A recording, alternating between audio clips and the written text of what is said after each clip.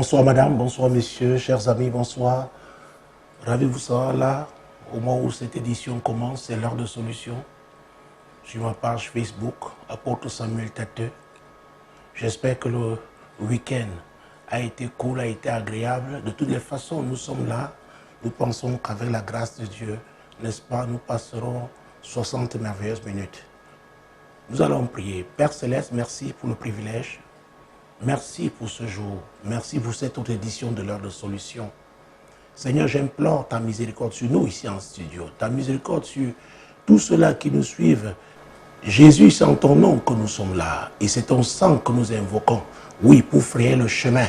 Mon Dieu, mon roi, nous déclarons au nom de Jésus que c'est le Saint-Esprit qui conduit ce programme. Et c'est Jésus qui sera glorifié. Amen. Aidez-moi à délivrer ma seule fille qui a été envoûtée par un marabout qui la dépouille et la violente régulièrement. Elle vit chez lui, mais c'est elle qui paye le loyer et le nourrit. J.M. Je pense qu'il s'agit de sa sœur. Oui. Aidez-moi à délivrer ma seule sœur. Voilà. Ma seule sœur. Peut-être ils ne sont qu'à deux comme enfants pour leurs parents, mais il est possible qu'il ait d'autres frères. Mais J.M. dit que c'est sa seule sœur et il dit qu'un marabout l'a envoûtée. Il vit chez elle et c'est elle qui paye le loyer. Mais ce dernier, n'est-ce pas, la violente régulièrement. Écoutez, avant de parler de marabout, je voulais dire de façon générale, et ce n'est pas la première fois que je le dis il y a plus de 15 ans, parce que cette émission est entrée dans sa 19e année. Je ne sais pas pourquoi, peut-être c'est l'Esprit de Dieu qui devra nous expliquer. Chaque fois qu'on parle de mariage à une femme, je l'ai souvent dit, même si elle a deux dents dans la bouche et qu'elle aspire au mariage, elle perd le nord, elle perd sa lucidité. Et j'ai appris pendant ces années de ministère que les femmes se comportent de la même manière lorsqu'elles aspirent au mariage. Alors quand j'ai dit, pas toutes, mais je vais dire la grande majorité, qu'elles aient eu, n'est-ce pas, un master 2 ou le CEP ou rien du tout, quand elles aspirent fortement au mariage, c'est très très difficile de les arrêter. Très très difficile. Il m'est arrivé, en pleine consultation, je reçois deux jeunes gens et le plus souvent c'est la femme qui dit oui, papa, il y a telle personne qui me dit amène-le. Ça, je le fais plus, ce sont mes assistants qui le font aujourd'hui. Vous posez une question à l'homme, c'est la femme qui répond. Vous posez la deuxième question, c'est la femme qui répond. Comme quoi?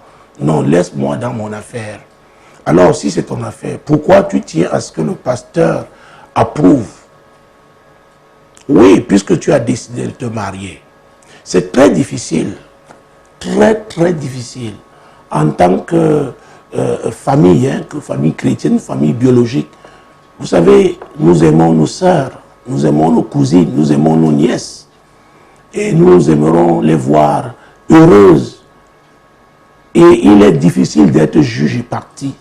C'est pourquoi je parlais de la lucidité qu'elle perdait, n'est-ce pas, de façon majoritaire. Une grande majorité de femmes perdent cette lucidité quand il s'agit de mariage. Et je me souviens, il y a quelques années, j'animais le forum des jeunes mariés ici. J'avais posé la question, n'est-ce pas, à ces jeunes mariés de savoir qui peut t'arrêter. Et cette question ne doit pas seulement s'arrêter, n'est-ce pas, dans le cadre du mariage, de quelqu'un qui aspire au mariage, d'une femme qui aspire au mariage, c'est même de façon générale dans la vie. Qui peut vous arrêter quand vous êtes prêt, quand vous prenez certaines décisions, notamment dans les domaines délicats comme le mariage? Qui peut vous arrêter? En d'autres termes, qui est-ce que vous pouvez écouter? Vous qui êtes là ce soir, si personne ne peut vous arrêter quand vous prenez une décision, sachez que vous êtes une pente dangereuse. Vous risquez de glisser et vous fracasser parce que quand on vous reconnaît comme quelqu'un d'entêté, alors On a essayé une fois, deux fois, plusieurs fois. Désormais, on vous laisse faire parce que vous n'écoutez personne. Il y a des hommes comme ça, il y a des femmes comme ça. C'est très important, chers amis.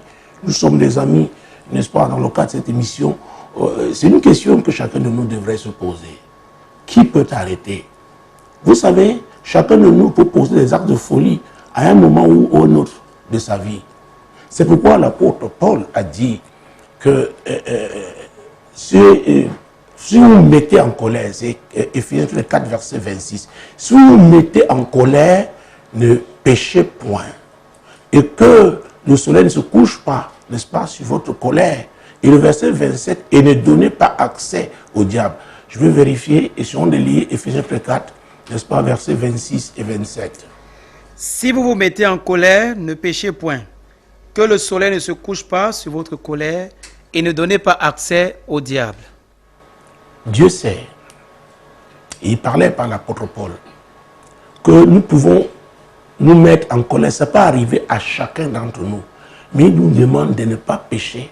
Parce que quand on est en colère, vous savez, il y a un niveau de colère qui s'exprime comme un type de folie. Ça peut durer 3 minutes. Mais on peut, n'est-ce pas, renverser un édifice, un immeuble. On peut tout détruire. Ce qu'on a essayé de construire pendant des années. Oui, le courrier de JM me donne l'opportunité, n'est-ce pas, de vous poser la question de savoir qui peut vous arrêter. Parce que quelqu'un qui vous aime ne peut pas vous laisser faire quand vous êtes en train de commettre des erreurs. Vous savez, quand je disais tout à l'heure qu'on ne peut pas être juge et parti parce que c'est difficile de demeurer, comment j'allais dire, cohérent, de demeurer, oui, lucide aussi, n'est-ce pas, quand on est concerné.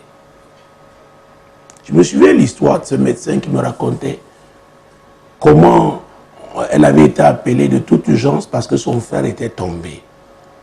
Et elle est allée à l'hôpital, il avait été conduit. Il était déjà mort. Mais en tant que médecin, elle continuait de se débattre. C'est un de ses jeunes collègues me dit, mais docteur, il est mort. Elle n'arrivait pas à réaliser. Elle était médecin.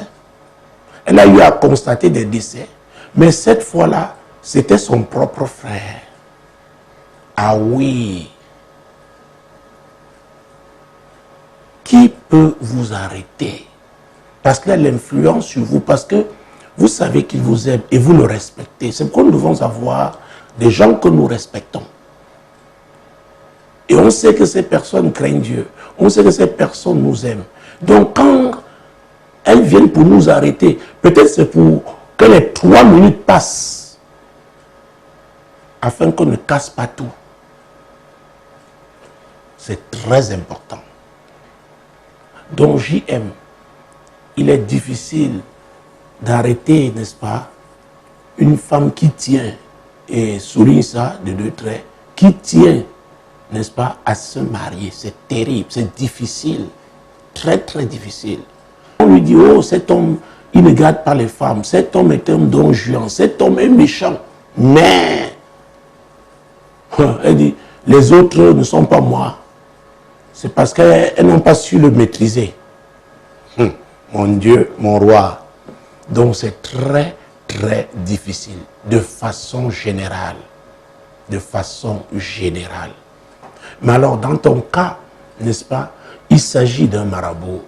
Chez nous au Cameroun, hein, quand on parle de marabout, on classe dedans les féticheurs, les magiciens, bref, les devins, tout ce monde-là sont des occultistes qui opèrent à l'aide des esprits, à l'aide des mauvais esprits, qui sont des serviteurs du diable. C'est pourquoi au Cameroun, de façon générale, on les appelle les marabouts.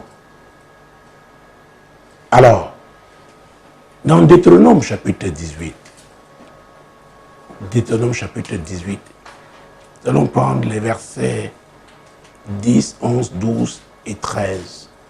Deutéronome 18. Mon Dieu, mon roi, c'est juste avant Josué, n'est-ce pas, dans l'Ancien Testament, l'ancienne alliance. Deutéronome, chapitre 18. Mesdames, Messieurs, chers amis, je vous conseille souvent de lire avec nous, si vous avez une Bible, ou alors de noter ces passages. C'est très important. Vous pourrez les méditer plus tard et certainement Dieu vous parlera. Il vous enseignera.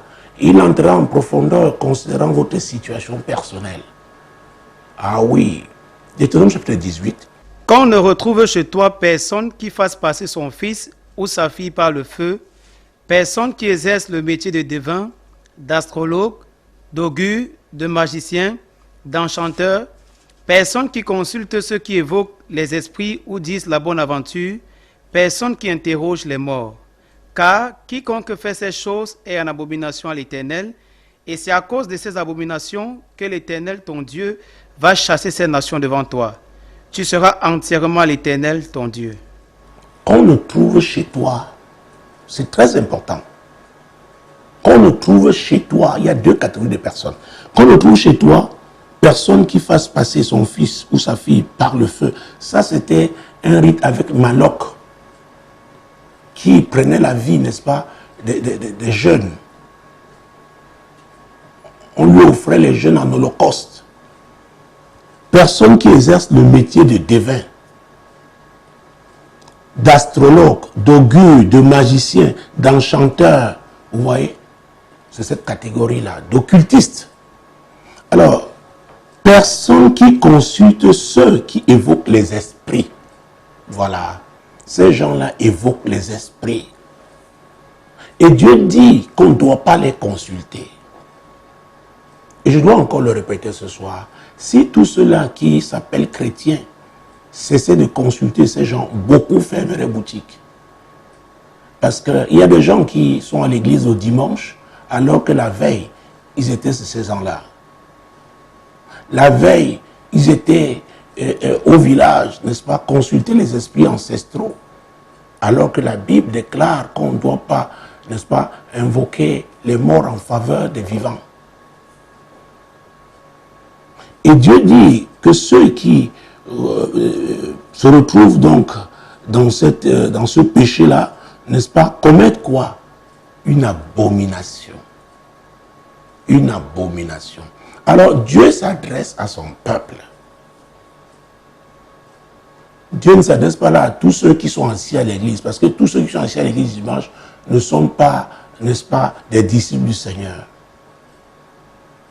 Beaucoup sont là pour la forme.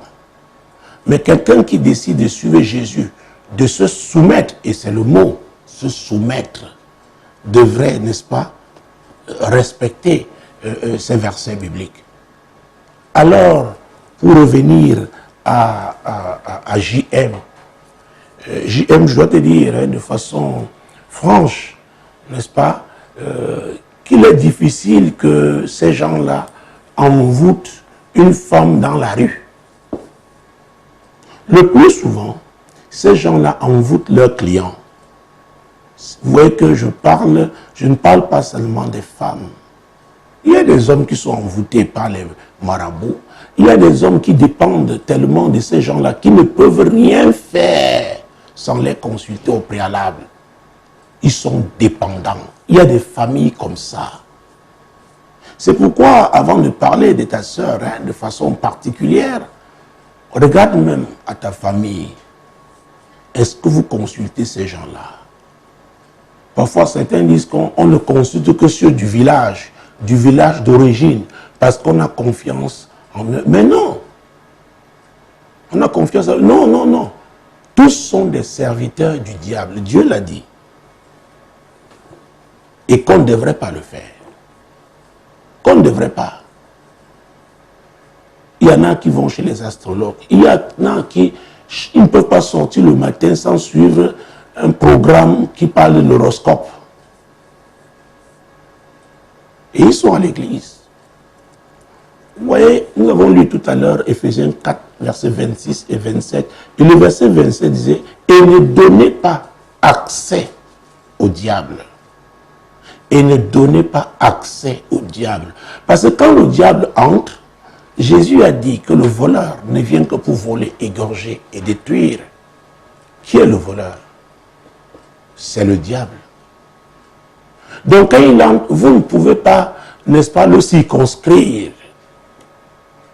Donc en allant chez ces gens-là, chez ces féticheurs, chez ces devins, ces astrologues, etc., ces, n'est-ce pas, magiciens, vous êtes en train de vous livrer. Parce que là où ils consultent, là, ils ont leur hôtel. Quand vous lisez mon livre sur l'influence des hôtels, je dis que l'hôtel est un lieu de rencontre entre l'humain et le divin. C'est un lieu, n'est-ce pas, d'alliance, de transaction. Et quand nous parlons de transaction, j'ai fait une série, n'est-ce pas, dans l'émission qui s'appelle Tu dois comprendre, n'est-ce pas, qui passe à Radio Solution et Solution TV. Vous pouvez retrouver aussi ce programme-là sur notre chaîne YouTube. Je disais que, s'agissant des transactions, avec ces personnes qui consultent, qui travaillent avec le diable, qui travaillent avec les mauvais esprits, la transaction commence au plan physique. Il vous demande d'apporter telle chose. Vous apportez. Mais vous, il ne vous dit pas à quels esprits il recourt. Oui.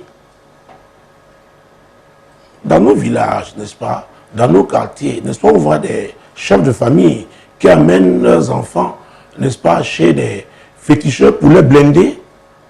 Blinder chez nous, comme on veut dire protéger. Alors, si vous confiez donc vos enfants, votre famille donc au diable, alors, je dois vous dire, en ce qui concerne les esprits, le diable peut véritablement vous protéger parce que vous ne voulez pas que, bon, les sorciers attaquent vos enfants. Ok, mais seulement, lui, en retour, il engloutit la vie de vos enfants. Lui, en retour, va manipuler leur vie. Ils se retrouveront avec de mauvaises personnes. Ils feront des rencontres fatales. Ils pourront même peut-être avoir des diplômes, mais ne pas avoir une vie professionnelle réussie. C'est pourquoi beaucoup de choses sont faites par ignorance. Mais dans Osée 4:6, que dit l'Éternel? Et là, il s'adresse à son peuple. Alors, a fortiori, n'est-ce pas, qu'est-ce qui arriverait à ceux qui ne sont pas véritablement son peuple, ceux qui n'ont pas choisi, n'est-ce pas, de se soumettre à lui? Lisons ce passage, Osée chapitre 4, verset 6. Mon peuple est détruit parce qu'il lui manque la connaissance. Puisque tu as rejeté la connaissance, je te rejetterai et tu seras dépouillé de mon sacerdoce. Puisque tu as oublié la loi de ton Dieu, j'oublierai aussi tes enfants. C'est comme ça. Vous tournez le dos à Dieu. Nous parlions de Jéroboam hier. Dieu avait dit qu'il a placé derrière son dos lui l'Éternel qu'il avait fait, qu'il avait élevé comme roi en Israël à l'époque. C'est pourquoi je te ramène dans votre cadre familial. Quel est le Dieu de votre famille? Il y a des familles qui ont plusieurs dieux. Ils font des sacrifices au moment de la semence. Ils font des sacrifices au moment de la moisson. Ils font des sacrifices au moment de la circoncision. C'est incroyable. Plusieurs dieux. Mais il y a tu es un Dieu principal. Alors au moins celui-là, qui est-il? C'est lui qui est assis, n'est-ce pas, sur la famille. Parce que la famille a une alliance avec lui. C'est pourquoi, en te préoccupant de ta sœur en aval, allons en amont. Qu'est-ce qui s'est passé? Comment vous vivez? Toi-même, est-ce que tu ne fréquentes pas ces gens-là? Peut-être c'est parce qu'aujourd'hui tu es victime, n'est-ce pas? Tu te rends compte que celui-là est une mauvaise personne. Mais s'il appartient à la confrérie, donc de ces féticheurs, de ces devins, de ces marabouts, tous, même si vous dites, et la Bible dit, nous les diseurs de bonne aventure, même si vous dites des choses que vous voulez entendre, parce que le plus souvent c'est cela. Vous allez à l'église, quand on prêche la parole, avec vérité, avec sincérité, non, vous dites non, ça c'est très dur, nous ne voulons pas ça, faisons-nous des dieux. Ah oui, Israël à un moment donné l'a fait, on l'a vu hier, pendant le culte dominical. Il voulait le Dieu qui ferait sa volonté. Ok. Mais seulement il y a des conséquences. Il y a des conséquences. Donc, je le disais, le plus souvent ces gens-là envoûtent leurs clients. Parfois on dit, oh, ce sont des grands guérisseurs traditionnels. Mais s'ils évoquent les esprits, avant de donner leur potion, alors sachez qu'ils travaillent avec ces mauvais esprits-là. Avant vous recevez donc leur potion, leur décoction, sachez que ce sont les esprits-là, vous êtes en contact avec ces esprits-là. C'est subtil, hein? Ah oui, c'est subtil. Donc, si en faisant le tour, en examinant ta famille, tes parents, tes grands-parents, tes arrière-grands-parents, et tu retrouves JM, que vous fréquentiez, ou alors vous fréquentez encore ces gens-là, tu dois commencer là-bas. La repentance doit commencer à ce niveau. Vous savez, c'est dans Actes chapitre 3, verset 19. Et nous sommes dans la Nouvelle Alliance. Et l'apôtre Pierre a dit quelque chose d'important. Et il s'adressait même, n'est-ce pas, aux gens qui étaient censés servir le vrai Dieu. J'ai parlé de Actes chapitre 3, verset 19. Repentez-vous donc et convertissez-vous pour que vos péchés soient effacés. La suite. Afin que des temps de rafraîchissement viennent de la part du Seigneur et... C'est très important, oui, afin que des temps de rafraîchissement viennent de la part du Seigneur et qu'il envoie celui qui vous a été destiné, Jésus-Christ. Alors, Jésus-Christ avait déjà accompli sa mission sur la croix. Mais les gens, même beaucoup qui sont à l'église, le refusent. Ils sont à l'église, on prie au nom de Jésus, mais ne sont pas soumis à lui. Et beaucoup me disent, nous étions dans un village, la délégation qui allait dans ce village, on m'a raconté ce qui est arrivé. Dès qu'ils sont arrivés, il y a un vieillard qui avait son bâton, il leur a dit, ne faites pas vos prières là, ici. Ne faites pas vos prières. Quelle prière? Nous prions au nom de Jésus. On dit non, nous voulons que les prières des catholiques et des protestants. Et il a insisté. Il sait pourquoi. Je ne voudrais faire aucun commentaire. Voilà. Les gens sont attachés à leur religion au lieu de se soumettre à Jésus-Christ, celui qui a payé le prix à la croix du calvaire. Ils font confiance à ces gens-là, ces féticheurs, ces astrologues, ces divins. Oui. Mais quand ça se gâte, ils oublient tout ce qui a été fait. La semence. Ah oui, la loi de la semence et de la moisson. Ah, nous allons la lire. Prenons Galates chapitre 6, verset 7. C'est très important. On ne se moque pas de Dieu. Ne vous y trompez pas, on ne se moque pas de Dieu. Ce qu'un homme aura sémé, il le moissonnera aussi. Un chef de famille qui va donc livrer sa famille au diable parce qu'il veut la protection du diable, même si c'est par ignorance. C'est pourquoi nous avons lu Osée 4:6. Dieu dit, même si c'est mon peuple, et il fait, mon Dieu, il se livre comme ça par ignorance, il va souffrir. Je ne le protégerai plus. Et celui-là, le diable, il ne sait que voler, égorger et détruire. Donc repentez-vous et convertissez-vous. C'est le message de l'heure. Je l'ai dit il y a un an. Oui. Donc si ta famille JM a eu à fréquenter ces gens-là ou fréquente ces gens, quand vous rencontrez les Africains, vous verrez un certain nombre avec les scarifications. Ça veut dire qu'ils sont passés par là. Oui. Il faut se repentir. Parce que c'est une transaction. Vous vous êtes livré vous-même, ou alors vos parents vous ont livré. Il y a des enfants qui ont été livrés au diable quand ils étaient encore dans le sein de leur mère. Oui. Ta mère est allée chez le féticheur. On a parlé, on a consacré cet enfant. Dieu a dit, oui, tu vas bien accoucher, les choses vont se passer. Le Dieu du village va te protéger. Ah, le Dieu du village, c'est qui? C'est qui? Donc il y a des rencontres malheureuses qui se font parce que les gens, n'est-ce pas, ont été livrés au diable. Les gens sont manipulés par les mauvais esprits. Vous vous retrouvez au mauvais endroit, au mauvais moment, avec de mauvaises personnes. Et ça hypothèque votre vie. Mais à vrai dire, c'est une programmation diabolique.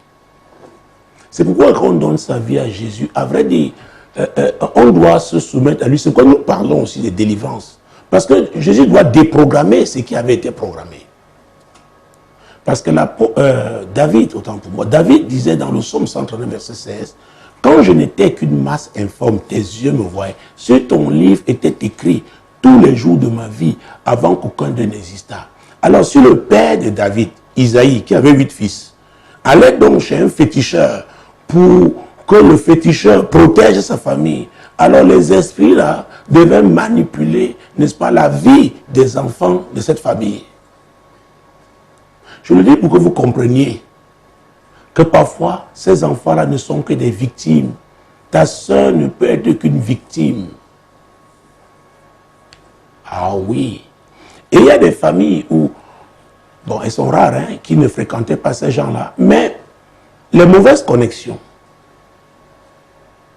Il y avait l'histoire de cette femme, c'est une femme qui disait, oui, il n'était jamais allé chez les féticheurs, mais à l'université, elle a une camarade qui fréquentait un féticheur particulier, un devin, un astrologue, un occultiste. Elle est aussi allée là-bas, son ami lui a dit, tes problèmes que tu as là, je connais quelqu'un qui peut te dire, il m'a beaucoup aidé. Oh, le diable aide. Le diable donne, mais il ne peut pas bénir. La Bible déclare que ce sont les bénédictions de l'Éternel qui enrichissent.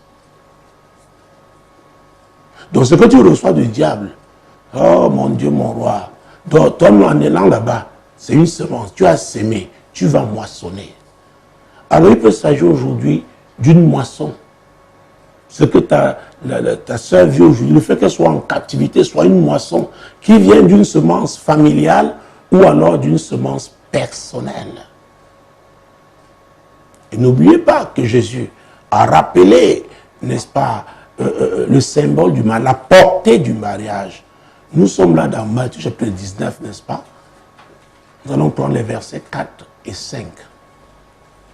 Matthieu 19, versets 4 et 5. Il répondit, n'avez-vous pas lu que le Créateur au commencement fit l'homme et la femme, et qu'il dit, c'est pourquoi l'homme quittera son père et sa mère et s'attachera à sa femme, et les deux deviendront une seule chair. Ah, peut-être avant de continuer, permettez-moi de trouver un passage pour que je les mette ensemble. 1 Corinthiens chapitre 6. Parce que quelqu'un va me dire, est-ce qu'ils sont mariés? 1 Corinthiens chapitre 6, verset 16. Loin de là, ne savez-vous pas que celui qui s'attache à la prostituée est un seul corps avec elle?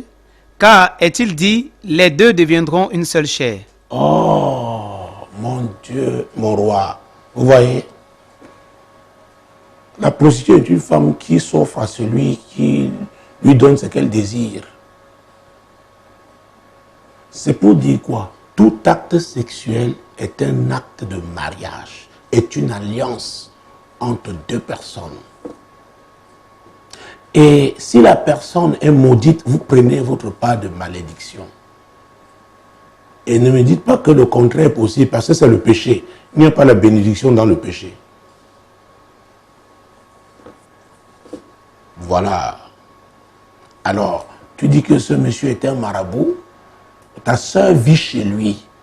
Alors, dans le cas du mariage, si on parlait du mariage, à proprement parler, Dieu a dit que l'homme est le chef. Et c'est elle qui est allée chez lui, donc elle est sous son autorité. Donc son hôtel de fétiche, de maraboutisme, tout ce que vous voulez, d'occultisme, de magie, de sorcellerie, tout ce que vous voulez, elle est sous l'autorité de cet hôtel. Donc les esprits avec lesquels ce type travaille, son homme, oui, ont une emprise sur elle. Voilà. Donc ils sont une seule chair maintenant au plan spirituel. C'est pas facile. J'ai parlé de manipulation. Quand des gens sont dans un cadre ordinaire, je l'ai dit tout à l'heure, comment beaucoup de femmes perdent leur lucidité quand on leur parle du mariage. Alors, a fortiori, une femme qui va déjà avec quelqu'un, qui vit chez lui, elle est sous son autorité. Elle est sous son autorité. Alors, pour sortir de ce courrier, je voudrais te proposer deux choses. La première, je l'ai dit déjà, faire, n'est-ce pas, examiner encore ta famille, reconsidérer. D'ailleurs, je parle souvent de la cartographie spirituelle. Oui, observe ta famille, recueille les informations la concernant. Oui, c'est très important. Parce que dans Ézéchiel chapitre 16, Ézéchiel chapitre 16, versets 1 à 4. La parole de l'Éternel me fut adressée en ces mots. Fils de l'homme, fais connaître à Jérusalem ses abominations. Tu diras, ainsi parle le Seigneur l'Éternel à Jérusalem. Par ton origine et ta naissance, tu es du pays de Canaan. Ton père était un Amoréen et ta mère une Étienne. À ta naissance, au jour où tu naquis, ton nombril n'a pas été coupé. Tu n'as pas été lavé dans de l'eau pour être purifié. Tu n'as pas été frotté avec du sel. Tu n'as pas été enveloppé dans des langes. Alors, nous allons nous arrêter au niveau du nombril. Ton nombril n'a pas été coupé. C'est au plan spirituel. Ce n'est pas au plan physique. On a coupé. Mais le pont là, spirituel, est encore là. Donc, ton père est un Amoréen. Tu es sous l'influence des dieux des Amoréens. Ta mère est une Étienne autant pour moi. Tu es sous l'influence des dieux des Heths. Ah oui, et Heth veut dire quoi? Terreur. C'est qu'il y a des gens, vous voyez les enfants d'une famille, leur type de colère, n'est-ce pas, est horrible. Quand ils se mettent en colère, parce que c'est l'esprit qui les anime. Il y en a qui sont des ivrognes. Il y a des villages en Afrique, vous allez vous rencontrer des jeunes, mais ils sont comme des vieux. Pourquoi adonner à l'alcool? Surtout l'alcool, cet alcool indigène. On ne connaît pas vraiment le nombre de degrés. Ils perdent la voix, ils sont là comme des vieux. Il faut aller chercher. C'est la cartographie spirituelle qui vous permet donc de récolter, de recueillir, n'est-ce pas, ces informations-là qui vous seront utiles, n'est-ce pas, pour déterminer la cause. Oui. On a vu pendant des prières, quand la puissance de Dieu se manifeste, il y a des esprits qui réagissent. Pourquoi elle m'appartient, elle m'a été donnée. Elle t'a été donnée par qui? Les transactions. Peut-être de par le nom qu'elle porte, son patronyme, n'est-ce pas? Cette personne était peut-être une servante du diable. Ou alors avait une alliance solide avec des démons. Donc, je dois te dire d'emblée, ce n'est pas évident. Ce n'est pas évident, d'autant plus qu'elle peut ne pas coopérer. Ah oui, c'est quoi cette délivrance se fait par étapes. La première étape, il y aura la repentance. Quel que soit le cas, que ce soit que votre famille fréquentait ces gens-là ou pas, mais quelque part vous avez donné accès au diable. Le seul fait de ne pas suivre Jésus donne accès au diable. Parce que dans ce monde, il y a deux camps. Il n'y a pas de non-aligné. Ou vous êtes avec Jésus, ou vous avez le diable. Parce que la Bible déclare dans Jean 3,16, car Dieu a tant aimé le monde qu'il a donné son Fils unique, afin que quiconque croit en lui ne périsse point, mais ait la vie éternelle. Nous parlions de Paul tout à l'heure, l'apôtre. Il a dit qu'il y a un seul médiateur entre Dieu et les hommes, c'est Jésus-Christ. Vous pouvez ne pas être d'accord, vous êtes libre. Mais je m'adresse, n'est-ce pas, à mes amis sur cette page Facebook, à ceux qui peut-être vont suivre cette émission pour la première fois. C'est Jésus qui a suscité ce programme. Donc, JM, demander la délivrance, c'est savoir au préalable que c'est Jésus qui délivre. C'est lui qui délivre.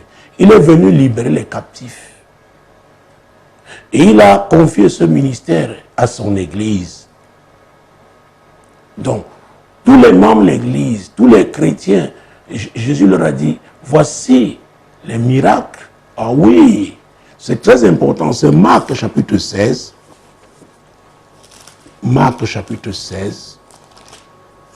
Veuillez noter ce passage biblique, s'il vous plaît. Je n'ai pas de votre Bible avec vous. Marc chapitre 16. Mon Dieu, mon roi. Marc chapitre 16, verset 17. On va prendre juste une partie. Voici les miracles qui accompagneront ceux qui auront cru. En mon nom, ils chasseront les démons. Très bien. En mon nom, ils chasseront les démons. En mon nom, ils chasseront les démons. Oh mon Dieu, merci. Prenons acte 19. Jésus-Christ de Nazareth. Acte chapitre 19. Verset 13 et à 16. Quelques exorcistes juifs ambulants essayaient d'invoquer sur ceux qui avaient des esprits malins le nom du Seigneur Jésus en disant « Je vous conjure par Jésus que Paul prêche ». Ceux qui faisaient cela étaient 7 fils de Séva, juifs, l'un des principaux sacrificateurs. L'esprit malin leur répondit « Je connais Jésus et je sais qui est Paul, mais vous, qui êtes-vous » Mais vous, qui êtes-vous? Je connais Jésus. La Bible dit que toute la création l'a adoré. L'agneau immolé. La Bible déclare qu'il a dépouillé les dominations, les autorités. Il les a livrées publiquement en spectacle en triomphant d'elle par la croix. Ce message est certain. Donc c'est une victoire. Et l'Église doit marcher dans cette victoire. C'est pourquoi je dis que tous ceux qui sont assis le dimanche à l'Église ne sont pas des disciples du Seigneur. Voilà, n'est-ce pas, les fils d'un leader religieux. Face à un démon, même il parle maintenant de Jésus que Paul prêche. Le démon lui dit oui. Je connais Jésus. Je sais qui est Paul. C'est très important. J'aime toi-même qui veux que le Seigneur délivre ta soeur. Quelle est ta situation? Quelle relation as-tu avec Jésus? C'est très important. C'est très très important. Parce que c'est Jésus qui a dit que servirait-il à un homme de gagner le monde entier s'il doit perdre son âme? Donc le salut, votre salut est ce qui est le plus important. Et c'est en Jésus.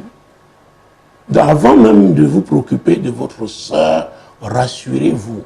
JM, rassure-toi que tu es sous l'autorité de Jésus. Comme ça, quand tu vas te repentir, n'est-ce pas, par rapport à ta famille, par rapport à tes ascendants, par rapport à tes parents, par rapport à toi-même, les actes que vous avez posés en tant que famille qui ont ouvert les portes au diable, ceux que tu as posés, ceux aussi qu'elle-même a posés. C'est comme ça que les portes de la miséricorde s'ouvrent. Ah oui. Et si vous n'aviez pas, vous ne vous étiez pas soumis à jusque-là, vous vous soumettez à lui. Et maintenant, en priant, vous demandez au Seigneur, n'est-ce pas, de toucher son cœur. De toucher son cœur. Et c'est dans Jean chapitre 16. Vous savez, il me semble important, et c'est une conviction, que quand vous lisez la parole et que vous êtes convaincu que c'est ce que Dieu dit, alors vous le ferez, n'est-ce pas, avec confiance. Jean chapitre 16, Nous allons prendre verset 7. Cependant, je vous dis la vérité, il vous est avantageux que je m'en aille, car si je ne m'en vais pas, le consolateur ne viendra pas vers vous, mais si je m'en vais, je vous l'enverrai. Et quand il sera venu, Oui. il convaincra le monde en ce qui concerne le péché, la justice et le jugement. Voilà, c'est le Saint-Esprit, c'est lui que la Bible appelle le consolateur. La Bible appelle encore l'esprit de vérité. Ah oui, c'est lui qui nous conduit dans toute la vérité. C'est très important de le savoir. Donc c'est lui qui convainc. En ce moment, parce que vous êtes en relation avec Jésus. Parce que vous pouvez pas être en relation avec Jésus si le Saint-Esprit ne nous a pas convaincus que c'est lui le Sauveur. C'est très important. C'est lui qui convainc. Et maintenant, c'est lui aussi qui peut aller toucher votre soeur où elle est là. La toucher. Et comme ça, elle peut se réveiller comme d'un profond sommeil. Se dire, mais où suis-je? Qu'est-ce qui m'arrive? Où sont mes frères? C'est l'action du Saint-Esprit. C'est l'action du Saint-Esprit. Ah oui. Il y a l'histoire de cet enfant qui, lui, était adonné à la drogue. Ses parents chrétiens étaient très malheureux, mais leur pasteur leur avait dit, continuez de prier, ça c'est l'œuvre du diable. Il avait quitté la maison, il est parti avec des badauds. Un jour, il est revenu lui-même. Il dit qu'il a fait un rêve et il a vu quelqu'un, un grand monsieur, qui lui a dit, retourne chez tes parents. Il est retourné en pleurant. Papa, pardonne-moi, maman, pardonne-moi. Je ne sais pas ce qui m'était arrivé. J'étais comme envoûté, comme aveuglé. Maintenant, mes yeux se sont ouverts.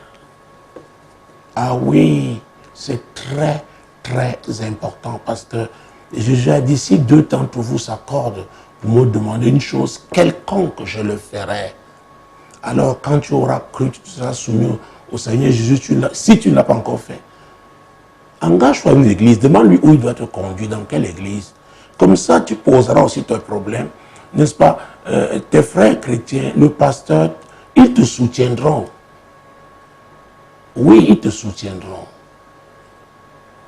Et comme ça, je suis convaincu que Dieu va saisir ta soeur là-bas.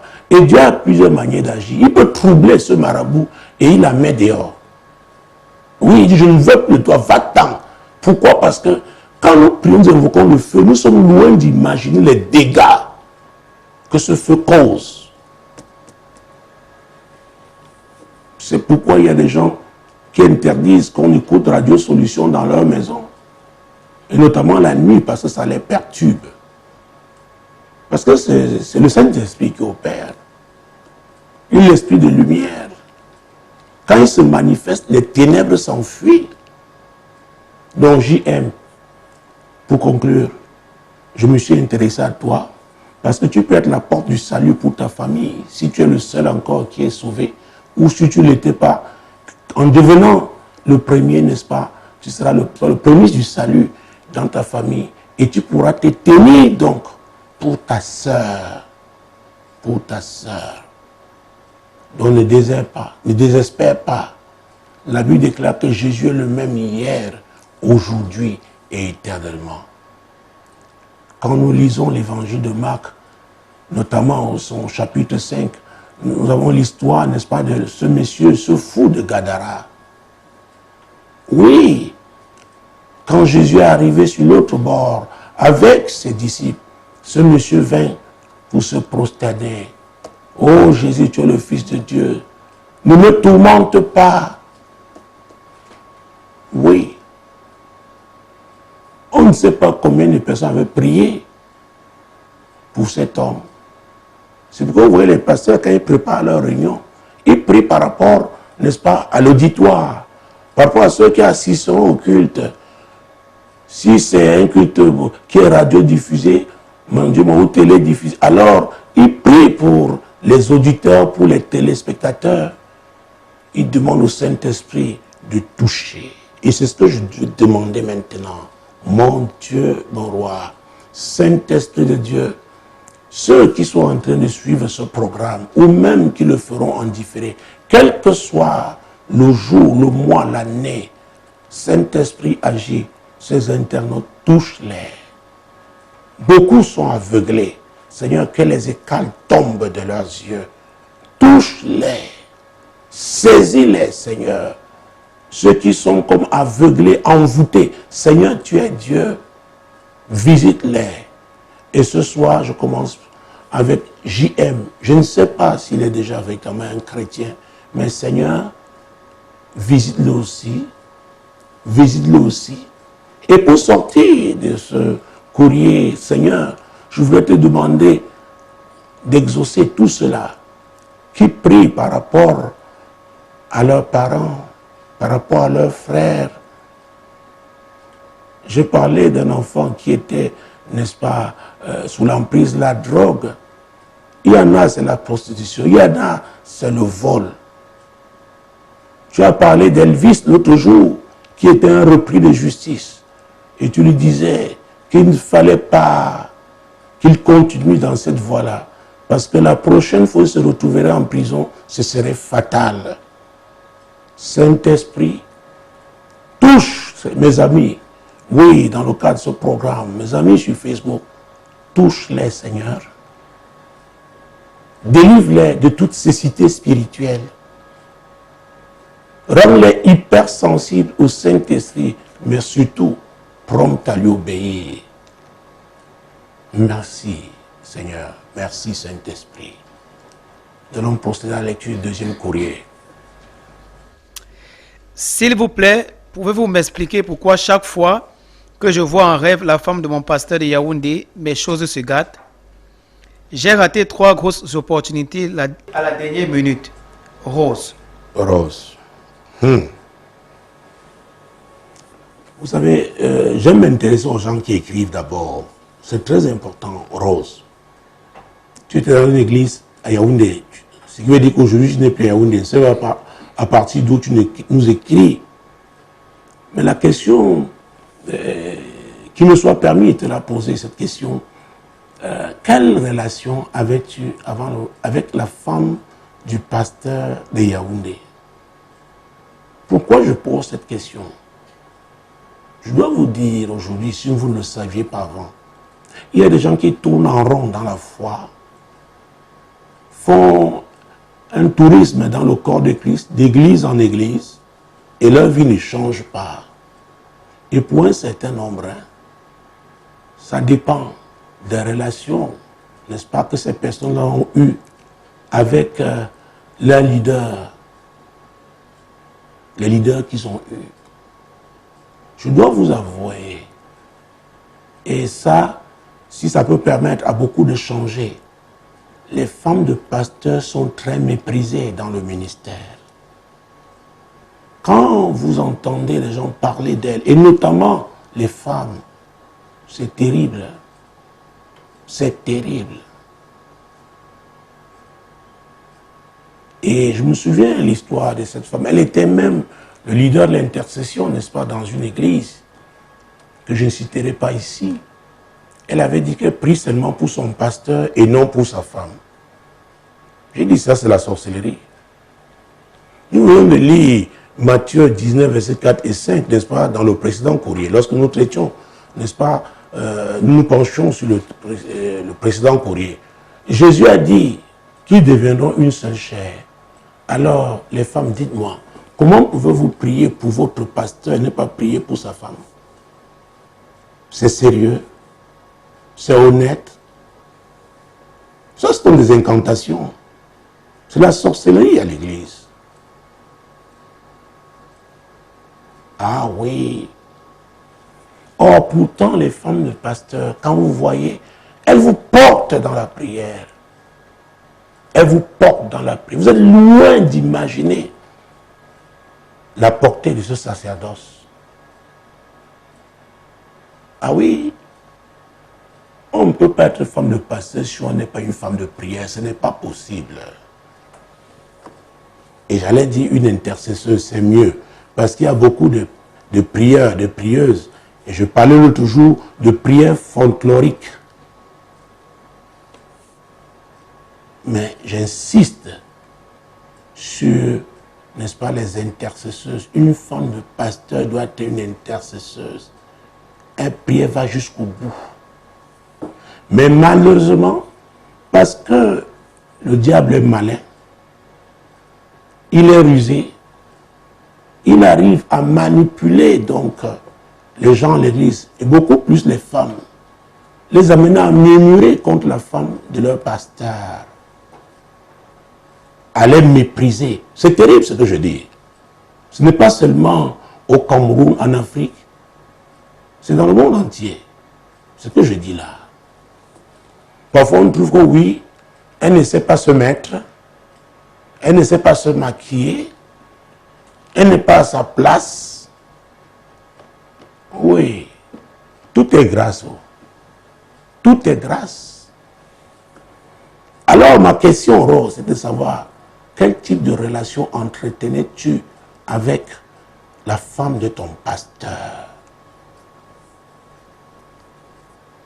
Vous savez, je ne dis pas que c'est ton cas, mais dans Apocalypse 2, versets 18 et 20, Dieu nous parle d'une église, l'église de Thyatire, et nous parle d'une femme qui était appelée Jézabel. Jézabel est un esprit. Il y a les hommes qui opèrent avec cet esprit, mais c'est beaucoup plus les femmes.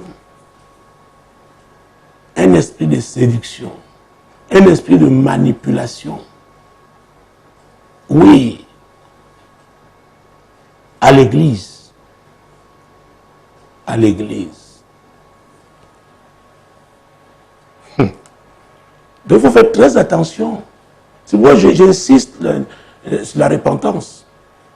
Peut-être vous êtes toujours en Europe ou alors, c'est pas, du côté de l'Amérique, mais vous avez, comment j'allais dire, des dettes.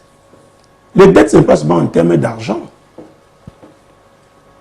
Vous avez posé des actes. J'ai parlé de la loi de la semence, la moisson, n'est-ce pas, quand nous avons lu Galates 6, verset 7.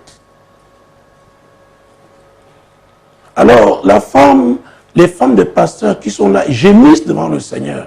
Elles veulent voir Dieu agir, visiter le peuple de Dieu. Elles veulent voir les miracles se produire. Elles portent les fardeaux. Mais quand vous allez murmurer, même si elles ne sont pas là, n'avez-vous pas lu l'histoire de Moïse? Moïse et... Oh mon Dieu, essayons de trouver ça. Nombre. Il faut que je trouve le chapitre. Vous savez, faites très attention. La Bible dit que nombre 12, que Dieu est omniscient, omniprésent. David avait dit, même si se cache n'importe où, Dieu va le trouver, qu'il le sait. Et vous croyez que vous pouvez vous cacher, murmurer, vilipender, calomnier. Oh, une servante de Dieu, et croit que celui qui l'a appelé au ministère ne le sait pas. Vous vous trompez. Nombre chapitre 12, verset 1 et suivant. Marie et Aaron parlaient contre Moïse au sujet de la femme éthiopienne qu'il avait prise, car il avait pris une femme éthiopienne. Il dit, est-ce seulement par Moïse que l'Éternel parle? N'est-ce pas aussi par nous qu'il parle? Et l'Éternel entendit. Or, Moïse était un homme fort patient, plus qu'aucun homme sur la surface de la terre. Vous voyez ça? Moïse était leur frère cadet. Moïse était leur frère cadet. Il y a une époque où le pharaon avait décidé qu'on fasse tuer tout enfant garçon juif qui naîtrait donc sur son territoire parce qu'ils étaient esclaves en Égypte. Et c'est à cette époque-là que Moïse naquit. Et c'était conformément à une prophétie que Dieu, n'est-ce pas, avait donnée à Abraham.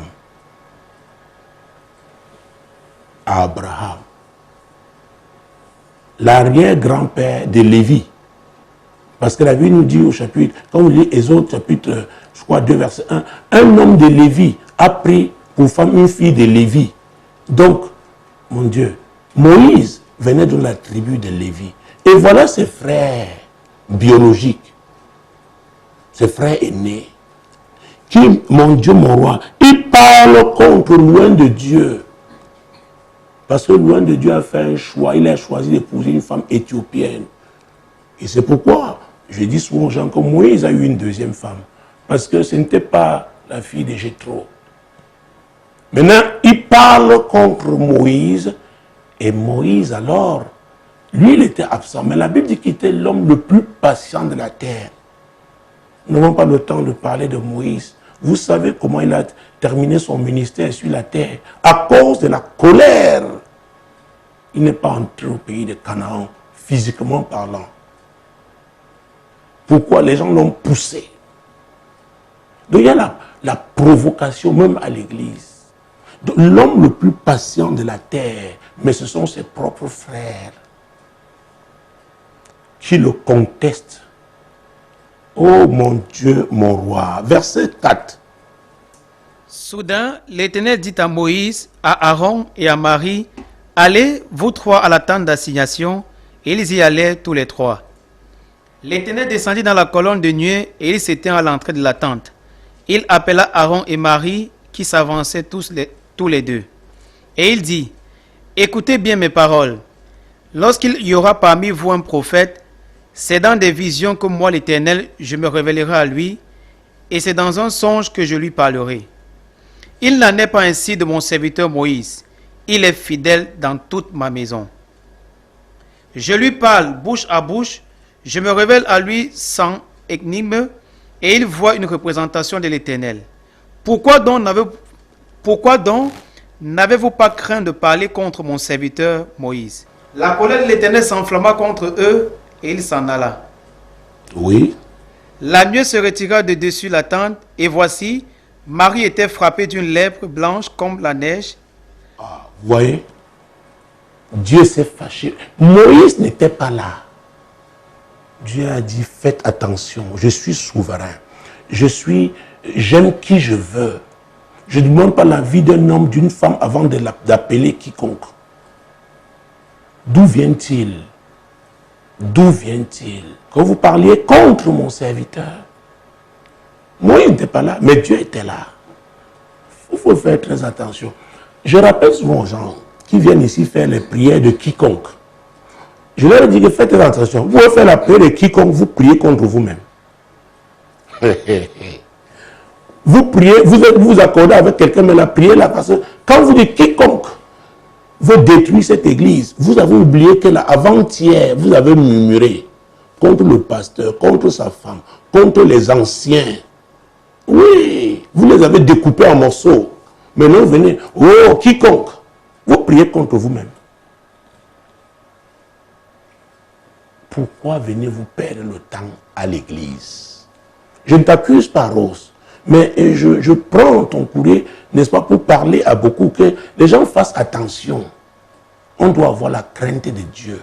Alors, je viens de penser à une histoire vraie. J'ai invité cet apôtre ici, il n'est pas camerounais.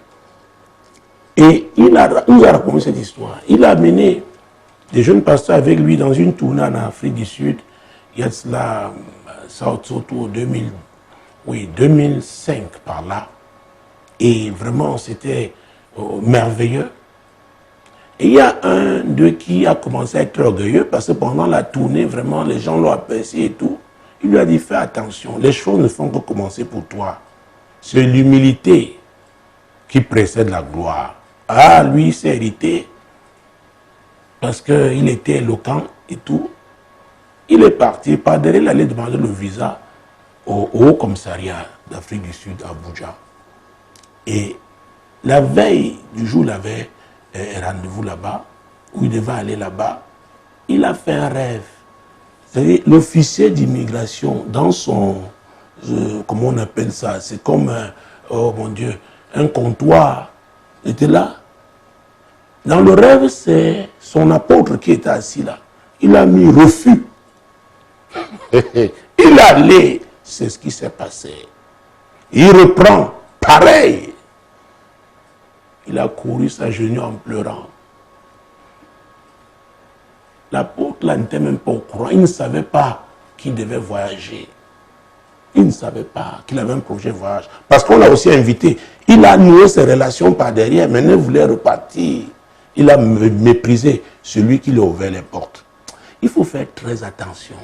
C'est pourquoi il dit qu'il y a beaucoup de gens qui tournent en rond à l'église. Ils vont faire toutes sortes d'offrandes. Mais leur vie ne changera pas. Ne méprisez jamais un homme de Dieu, une femme de Dieu. Et ne méprisez même pas les gens. Vous savez, il y a ce que j'appelle souvent l'amour propre. Même si c'est un enfant, il ne faut pas le mépriser. Il faut faire très attention. Il faut respecter les gens. J'ai dit, on doit vivre avec amour, mais aussi avec fermeté. Parce que cet amour-là, n'est-ce pas, ne sait pas ouvrir les portes au libertinage.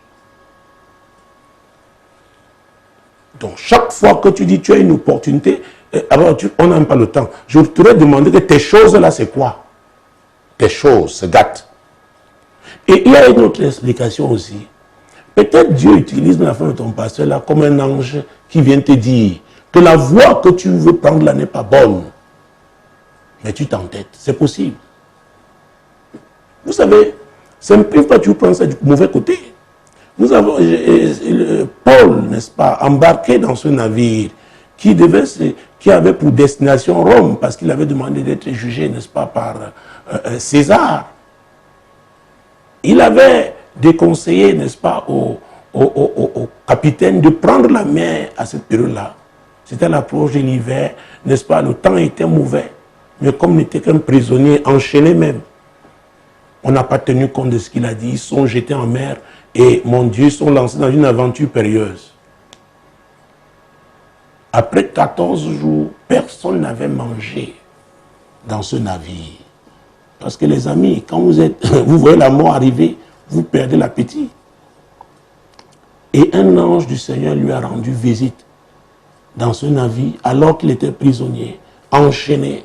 Il lui a dit, Paul, il n'y a que le navire, n'est-ce pas, qui sera détruit, mais vous allez accoster à une île.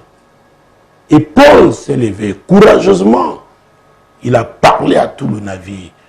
Même le capitaine l'écoutait, même le centenier, celui qui était à la tête du peloton de 100 soldats, qui, n'est-ce pas, les accompagnait, pas accompagnés, parce que ce n'était pas un voyage de plaisir, c'était des prisonniers, mais qui étaient chargés, n'est-ce pas, de les maintenir là, enchaînés. Même lui a écouté attentivement.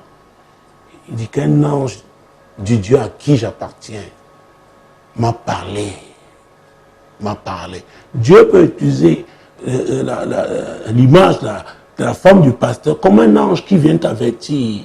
Tu t'entêtes dans une voie, mais Dieu te dit non, ma fille, non. Ce que tu vois comme opportunité, ça peut briller aujourd'hui, mais ne dit-on pas souvent que tout ce qui brille n'est pas or?